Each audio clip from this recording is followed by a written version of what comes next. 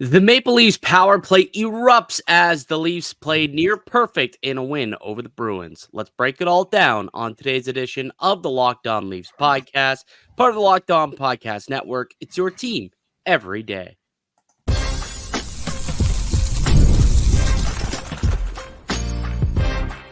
You're Locked On Maple Leafs, your daily podcast on the Toronto Maple Leafs. Part of the Locked On Podcast Network, your team every day.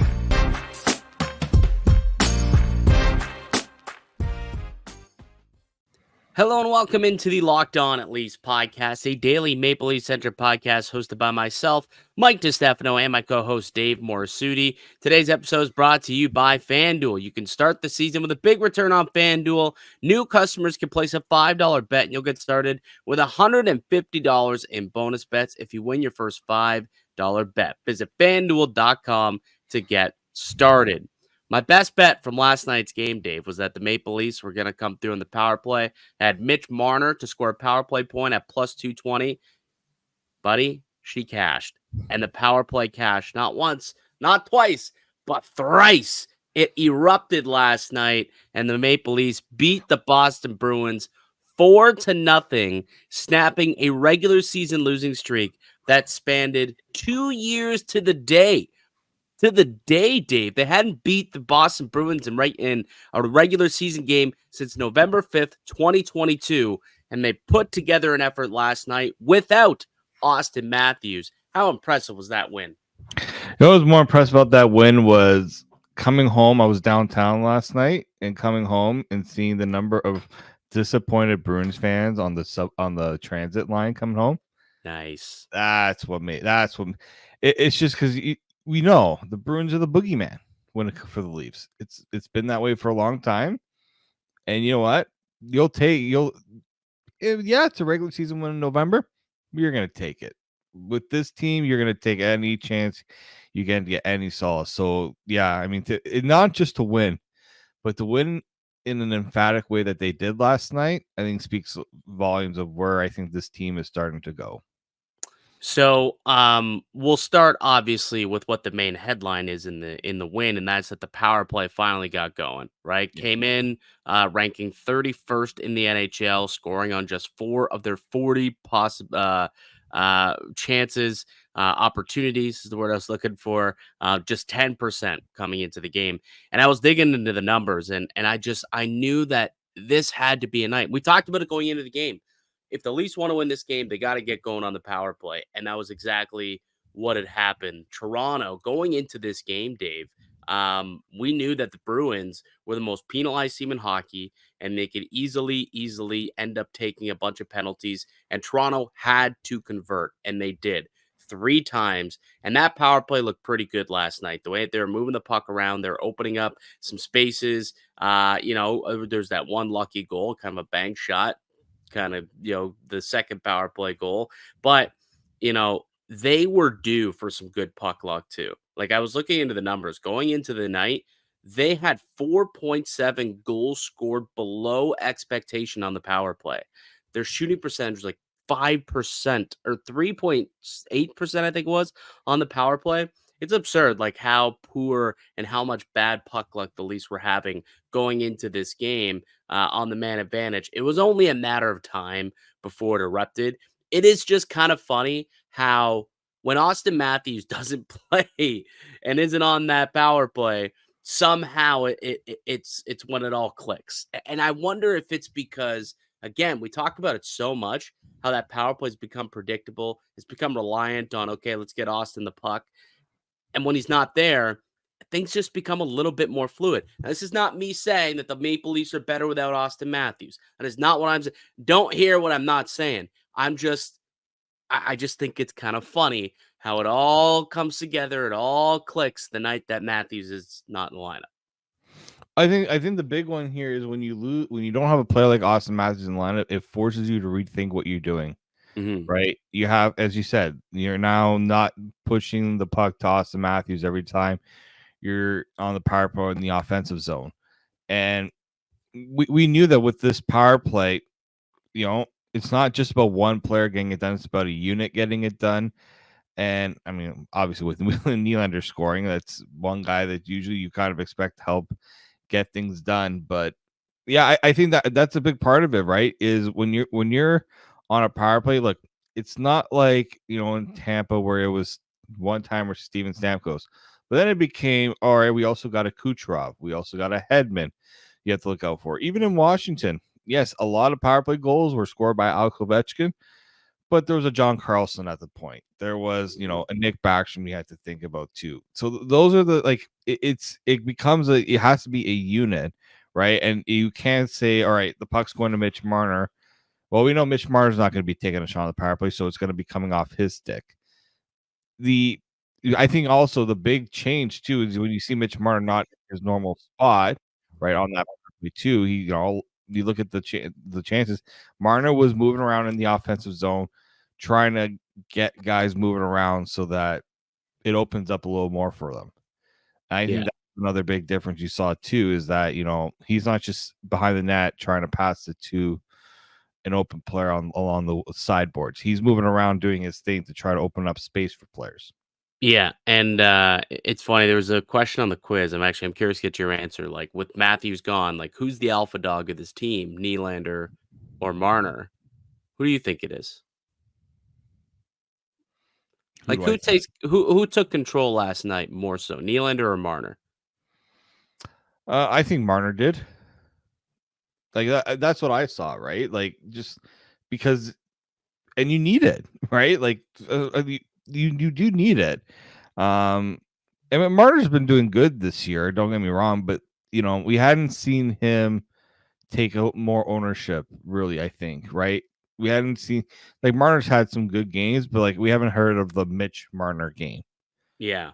Right. I think In a way. yeah. I agree with you. I think Marner kind of took bull by the horns a little bit last night and played really really well. And what I think was ultra impressive about that game, we talk about the power play. It was awesome. Obviously 6 for 6 on the penalty kill. I mean, shoot, Anthony Stolarz had a shutout last night. We haven't brought that up yet, but he stopped every puck that came his way. He went 29 for 29 in saves. But it's just it was just an all around complete game for the Maple Leafs, right? Played well at 5-on-5, played well on special teams. The power play got going, obviously. Goaltending was there. It was elite all night long. And they just played simple, straight line hockey.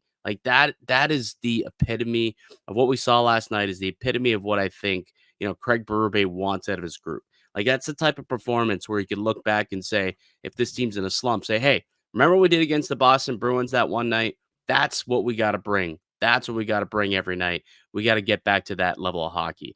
That's the type of game that tonight was. It was just an all around, really, really good game in all aspects, whether it was 5-on-5, special teams, goaltending, defense, whatever you want to call it. Everyone and everything, I think, stepped up tonight. It was just a great all around game for the Maple Leafs. It was, and you hear Craig Berube talk about last night. It was a more direct game, right? Mm-hmm. A lot of going to the net, putting pucks on net. Hey, they finally scored off a point shot with the screen. Teams can actually do that. I think they finally realized that. So again, it doesn't have to be pretty. I know the ice was pretty meh last night.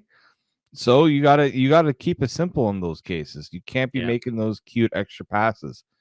So yeah, I mean, this was also a very chippy game. When a game like that, when it's again, go back to all those years ago, right? Our weapon is our power play is our toughness, right? Or I think that's how it was. Oh yeah, that was an old Babcock quote. Our toughness is in our power play, right? So it's just you have to show it to teams, right? You got to show teams that is truly the case. Well, now they actually are a bit more of a tough team. They are. At the time, they didn't. At the time, they had Dennis Mulligan and whatnot chilling on their fourth line and stuff. But now that's not the case. There was a couple of big hits last night too. They play with a level of physicality that they need to play when they take on a team like the Boston Bruins. That hit on Chris Tanev's hit on Pasternak, and Pacioretty, had a big hit. He's been great. He's been playing super physical for this Mhm. Maple Leafs team, finishing checks on both ends of the ice. Like there's just some big hits that were laid last night, and the Maple Leafs showed the Bruins, hey man, this ain't the same Leafs team. We are Yeah. a different team. We got a different identity, and they're showing it. And it was very successful last night. Hopefully they can keep it going. All right, let's take a break. Let's come back. Let's get to the 3 stars of the game. So we'll continue to break it down. And what in the world is going on with Auston Matthews? He missed the game last night with an upper body injury. What is the latest? How long could he be out for? We'll update you guys in a little bit on that as well. I'm Mike DiStefano with Dave Morassutti. You're listening to the Locked On Leafs podcast, part of the Locked On Podcast Network. It's your team every day. Today's episode is brought to you by PrizePicks. You can now win up to 100 times your money on PrizePicks with as little as 4 correct picks. PrizePicks is the only real money daily fantasy platform with an injury insurance policy, so your lineups stay in play even if one of your players gets injured or if one of them leaves in the first half and doesn't return. PrizePicks will keep your lineup live. PrizePicks puts its members first, so all withdrawals are fast, safe, and secure. When my picks hit, I get my money in as quick as 15 minutes. You can sign up today and get $50 instantly when you play $5. You don't even need to win to receive the $50 bonus. It's guaranteed. PrizePicks is the best way to win real money this season. Which players are going off, which ones aren't. Make your picks in less than 60 seconds and turn your sports opinions into real money all season long on PrizePicks. Download the app today and use the code LOCKEDONNHL to get $50 instantly after you play your first $5 lineup. PrizePicks, run your game. Welcome back into the Locked On Leafs podcast. Mike DiStefano, Dave Morassutti with you, as we are each and every weekday on the Locked On Leafs podcast, available wherever you can get yourself a podcast audio-wise, whether it's Apple, iTunes, Spotify. You know the places you get your podcast. And you can also find us up on YouTube as well. All right, the Maple Leafs with a dominant 4-0 win over the big bad Bruins last night on home ice, I might add. So a little sweeter, too, to do it in front of Leafs faithful. The power play erupted for 3 goals on the night. It's the 4th time that the Bruins have allowed 3 goals on the penalty kill in one night so far this season. We're not even a quarter way through, and 4 times now they've allowed 3 goals on the power play. So that's something that Jim Montgomery certainly is going to have to figure out and work on for that Boston Bruins team, because that's not common when you talk about Boston and what they're usually pretty good at. Keeping pucks out of the net has been a strength of theirs of late. Not quite this year, and certainly not when they're killing off penalties. That said, after every win, Dave, we go through our 3 stars of the game. Let's get to our first star. You go first. Oh, I'll go with Morgan Rielly. I agree.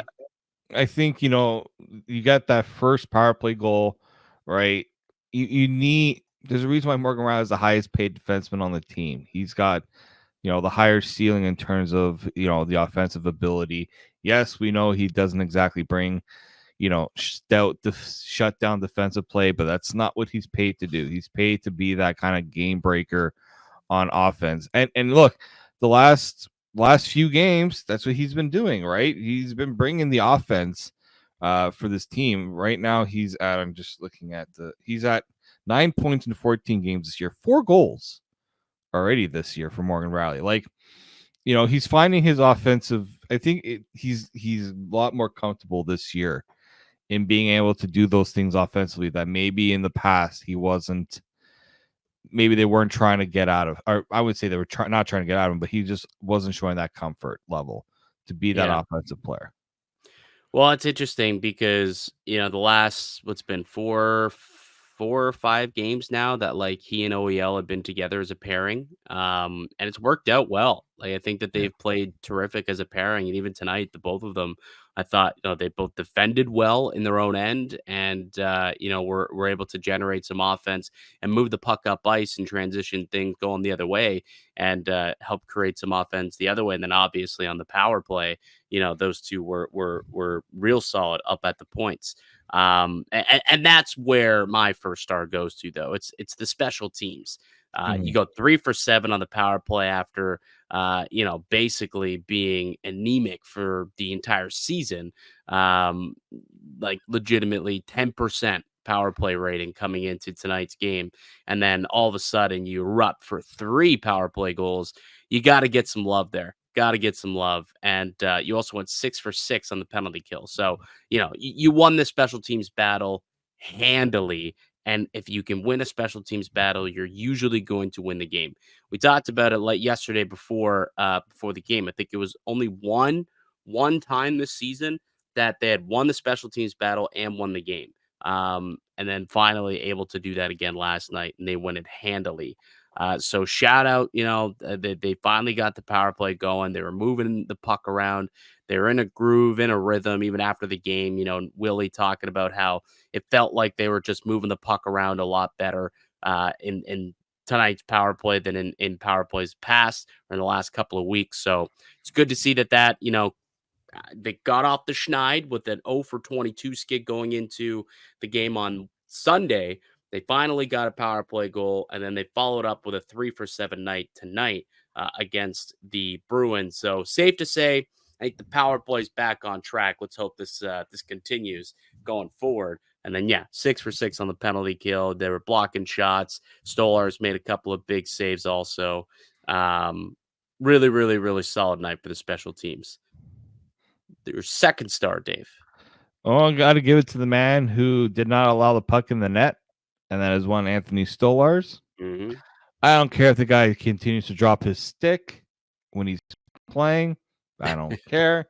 As long as he's saving the puck, that's all I care about. And he did that on every shot he faced in this game. Yes. Yep. 29 of 29.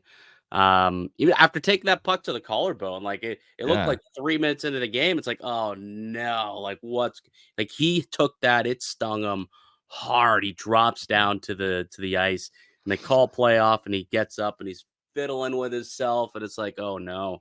Stays in the game, and didn't phase him. Obviously, he got in front of every other puck after that also. Perfect night for Anthony Stolarz. A couple of big saves on the back door too. Just so big, so athletic, able to move side to side really well. It's actually kind of wild how it's taken him this long to arrive as this good of an NHL goaltender and get this opportunity. Goaltending's funny, man. It really is. It's like it took until he's 29, 30 years old, and he's only just being given an opportunity to start in the National Hockey League.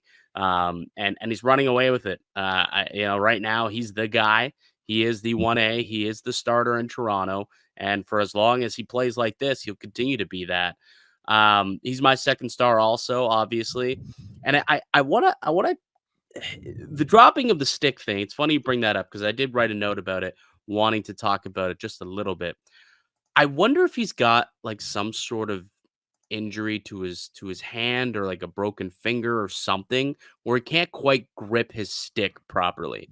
Like because it seems like the littlest bit of contact to him and to the stick, it ends up coming out of his hands, and like that's not normal. Like there's got to be a reason why he's losing his stick. I wonder if he does have like on his blocker hand a broken finger of some kind or a sprain or something that's not allowing him to like get a solid grip of that stick. That's causing it to kind of fall all the time. I don't know. It could very well be something like that. I mean, it's not normal to see a goalie do that the number of times that he has done that. So I mean, it's always tough to kind of speculate on those things, but yeah, I do wonder if there is something a little more to it than just he's just dropping the stick because it's what he's doing to make a play. I don't think that's what it is. Goalies usually like to have their sticks when they're playing. So yeah, I'm wondering if that's something maybe the goalie coach will try to figure that out, because I don't think I don't think they're going to want to be like, eventually it does cause problems where if you lose your stick and there's a sticks.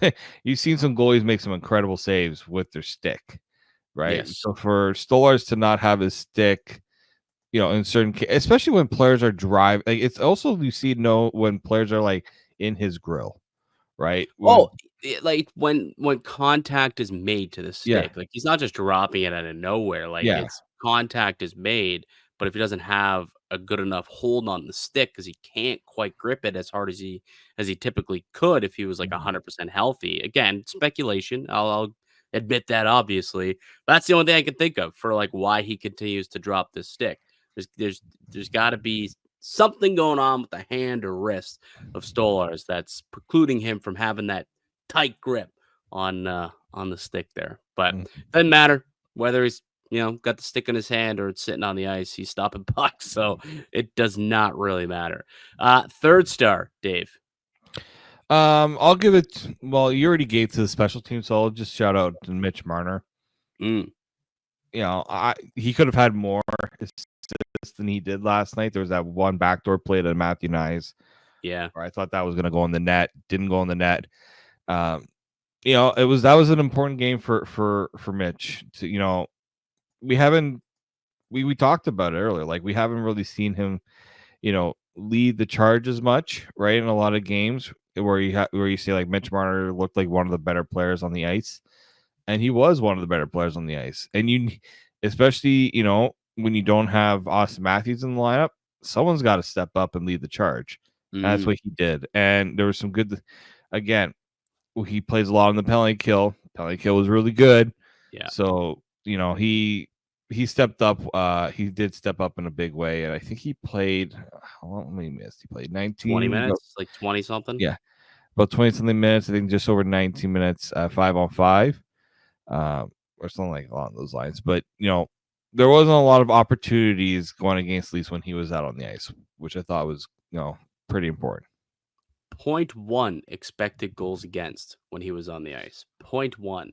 So not a whole lot going on when he was on the ice last night. Only gave up.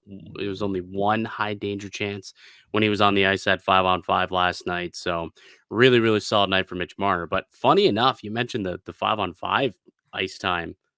Wow, this is quite shocking. I guess it's just because there was such a special teams battle that I guess a majority of the night he spent on either the power play or the penalty kill. Where do you think he ranked among forwards? I guess amongst the entire team when it came to minutes at 5-on-5, Dave, according to Natural Stat Trick. Like 7th? Third last. So 10th among forwards in 5-on-5 ice time last night. That's kind of bizarre. I mean, he spent so much time, like in total, I think he ended up playing more minutes than any other forward, so I'm not mistaken. Yes, he did 20 minutes, 16 seconds, but only 8 minutes of the game was spent at 5-on-5. That's kind of crazy. Something just that I noticed looking up the stats from last night. All right, my third star I gave to the blue line. Again, you want to give some love to Morgan Rielly. Very well deserved. He's probably one of the best blue liners out there. That pair of him and OEL didn't give up a single high danger chance last night. And, you look at expected goals. They were up there, most of the time. Good things were happening when they were out there on the ice. I think Rielly, in all situations, was third on the team with a 79% expected goal rating. OEL was fifth on the team with a 71% expected goal rating. So, just a really, really big night for that pairing. Actually, 76%. Really big night for that pairing, for the blue line in general.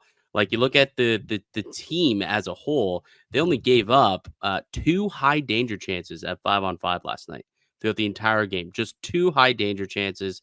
They really, really did a good job of keeping everyone out of Stolarz' kitchen. Like, if you take a look at the heat map, Dave, from last night, it is crystal clear. There is nothing. There was no shots really that the Boston Bruins were able to get out in front of the Leafs net here, and I'm beat red on the opposite side. The Leafs did a really good job of getting into the high danger areas, into the slot, in the inner slot, which is where 80% of the goals are scored. The Leafs certainly won the territorial battle in that rank, and I thought that the blue line was a big reason for it, making sure that Boston did not get into Stolar's kitchen. I'm curious what their average shot distance was last night.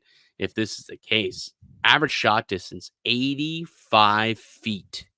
85 feet was the average shot distance at 5-on-5 for the Boston Bruins last night. You're not going to score a whole heck of a lot of goals if your shots are coming from 85 feet away from the goaltender. That gives Stolarz a lot of time to find pucks. Yeah, no, and that's again what they need to do. We were talking about defending, like against Minnesota. I didn't feel like they did as good of a job defending in front of the net, right? I mean, yeah, they only allowed 2 goals in that game, but the 1 goal they allowed, there's a lot of chaos in front of that net.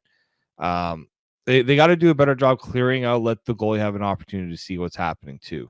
Against St. Louis, they were very guilty of not clearing out bodies in front, and when you don't do that, it's going to be very hard for a goalie to make a save. So I do think that this game here, you said it before, this is the model game that they need to play going forward. This is what they need to do. Yep, absolutely they do. And they play with physicality too, like finishing checks, killing plays, behind their goal. Like that's what the Leafs need to do. And all around, honestly, an all around great effort from Toronto, top to bottom. Special teams, 5-on-5, goaltending, defending. It all came up looking well for the Leafs last night. And hopefully they can continue it going forward. They got a back-to-back coming up, Detroit and then Montreal, some very important divisional points on the line this weekend. And they picked up 2 against Boston. And all is well right now, except for the Auston Matthews injury. That is still very much a concern for the Maple Leafs. How much of a concern? Well, we'll talk about it on the other side. I'm Mike DiStefano with Dave Morassutti. You're listening to the Locked On Leafs podcast, part of the Locked On Podcast Network. It's your team every day. Today's episode is brought to you by FanDuel. Get ready to tackle the NHL season with FanDuel, America's #1 sportsbook, because right now new customers can bet $5 and get $150 in bonus bets if you win. The FanDuel Sportsbook app gives you everything you need to place live bets on the NHL all in one place. So when you get a hunch in the middle of a game and you check out the latest stats, view live play-by-play, and so much more on the same page where you place your bets. Just visit FanDuel.com to join today. You'll get started with $150 in bonus bets if you win your first $5 bet. That's FanDuel.com. Never waste a hunch and make every moment more with FanDuel, an official sportsbook partner of the Locked On Network. The Locked On Leafs podcast continues with Mike DiStefano and Dave Morassutti. Maple Leafs with a 4-0 win over the Boston Bruins, and they did it without their captain. Auston Matthews was a scratch earlier in the day. He was declared out with an upper body injury, and not exactly sure what the injury is, I suppose. Dave, what do we know, though? What's the latest when it comes to Auston Matthews and this injury? Yeah, I mean, we do know that it's not the wrist injury. It's always the wrist injury that people are all get all hopped up about with Auston Matthews, where, I mean, obviously a wrist injury for a guy who scores a lot of goals, probably not something you want to hear about. But yeah, so Craig Berube kind of dispelled that rumor that it had nothing to do with that past wrist issue. But unfortunately, we really don't know much else. Apparently he's been fighting through it for a little bit. So, when we talked about the other day where Auston Matthews hasn't exactly been his, when Auston Matthews is something's not right, when he's not the assertive self, right? When he's a little more perimeter, when he's not going to the net and doing the things Auston Matthews is usually capable of doing. So, yeah, probably explains why he's not scoring like he's scoring. It's unfortunate because we want to see a healthy Auston Matthews. We know that he is their best player. Mm-hmm. I know people will, as we talked about, I know they won without him. I know they scored 3 power play goals without him, but Yeah, I have Auston Matthews in the game. I think it goes even better, right, than it does. That's my personal belief. Sometimes it does, sometimes it doesn't. It is Yeah. bizarre. Like they've got an insane record, like winning record when Auston Matthews is not in the lineup. Again, not to say that the team is better off without Auston Matthews. It's just kind of one of those weird things that the Maple Leafs, kind of bandy together when the backs are up against the wall, when everyone's kind of doubting them, and when their captain and leading goal scorer goes out of the game. That's one of those moments they seem to rise to the occasion, and they did again last night. But yeah, you look at the injury, and yesterday on the broadcast, Darren Dreger said, he's day to day right now, might be able to play in Detroit. Possibly, if he doesn't play Detroit, maybe they hold off and he gets the Saturday night game against the Montreal Canadiens, but not expected to be long term, not expected to land on the IR or anything. Just a couple of days to see if he can heal whatever ailment he has that he's been fighting through, and hopefully get back up and running as soon as he possibly can. But it does kind of explain, again, you don't want to use excuses here, but to your point, it does kind of explain why he's been a little off this year. Like last season, it seemed like anything that he shot, it just seemed to find the back of the net. Like he was just able to, unload on every shot he possibly had, get himself in those favorable positions, weave in and out through the ice because he was healthy and he was feeling good. Not so much apparently this year, fighting through something, so maybe has, just unwilling to do all of that, or unable to do all of that. And if it's like a back injury, which he's had in the past, or a shoulder Mhm. injury, because remember, he did get hurt in training camp. He missed a couple. He missed He a did. couple games in training camp, so it could be a lingering injury from that. And then finally, they're just like, okay, let's shut you down for a couple of days and see if we can get you back up and running. But if it is like a shoulder or back injury, it would explain why he's just a little off, right? Why those one timers are going off the post, or why they're going wide, why he's not going into those dirty areas, into the inner slot, just because he's just, it hurts. He's hurt. He's playing through it. So it would make a little bit of sense for the slow start. But you know, the best players usually can fight through these types of injuries. So once he gets back, hopefully he can get back up and running and get rolling as soon as possible. Because again, although the record indicates that they're a winning hockey club when Auston Matthews isn't in the lineup, they're a better team when Auston Matthews is in the lineup, a more skilled team at least. And he's now their captain too. So they probably would like to have their captain playing for them on a nightly basis. Anything else you want to get into before we jet here, Dave? No, we got a long got a long week before our next game. Yeah. Actually, sorry, Well, Friday. Today's Friday. Wednesday. Next Yeah. game's Friday. So it's like Back to back. little back-to-back action. Yeah, got Detroit on Friday, then you got Montreal on Saturday, and yeah, should be a really really fun time. It's the Hall of Fame weekend, right? So you got the Hall of That's Fame game right. coming up this weekend. That's always a good time, and you always got a bunch of great hockey events going on in the city, and the Hall of Fame's going to be buzzing downtown Scotiabank Arena Friday night, where they got the Hall of Famers in town. So should be a really Uh, really fun night. I would say that's the only difference I find, that usually it's the Bruins that they play the Hall of Fame game. So that's why it was a little strange last night that it Uh, was Boston this one. is it? I honestly I don't recall. I feel like it's I just always feel like a however the good portion schedule of them lines are up. usually. It usually Possibly feels could be. because there's usually like, well, I mean, last night was like the Molson Cup or something like that. There was like a trophy handed out to Nylander after the game or something like that. I don't know if you noticed that. That was a year ago, brother. I barely remember what I had for breakfast yesterday. Could not tell you about a Molson Cup award from last year. No, I think last night he got it because there was a picture of Nylander with a trophy. Last night for what? I have no idea. I just saw it on Instagram and I thought that was weird. Is it like is it sponsored by Molson instead Oh, of? he got the Molson Cup for first star of the month for October. That's what it was. Oh, okay. Is that a team award? It must be because it was sponsored by Molson Canadian. Interesting. Apparently, it was. Speaking of Yeah, sponsorships, did you see that Curtis from Alberta stuff? Yeah, I didn't know if we maybe didn't get out into that. There's a Maybe lot of maybe we can get into it tomorrow, yeah. possibly, because we are kind of running out of time. But it sucks, man, because I think Curtis from Alberta is a massive Leaf fan, and obviously, loves the team and means zero ill will with everything that he's done.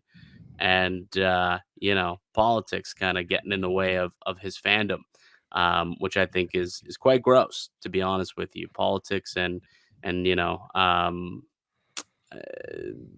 money essentially. But that's something we can get into tomorrow, possibly. We'll put a pin on it, and we can continue that conversation tomorrow. That'll do it for us here today on the podcast. I'd like to thank you guys for listening and supporting the show.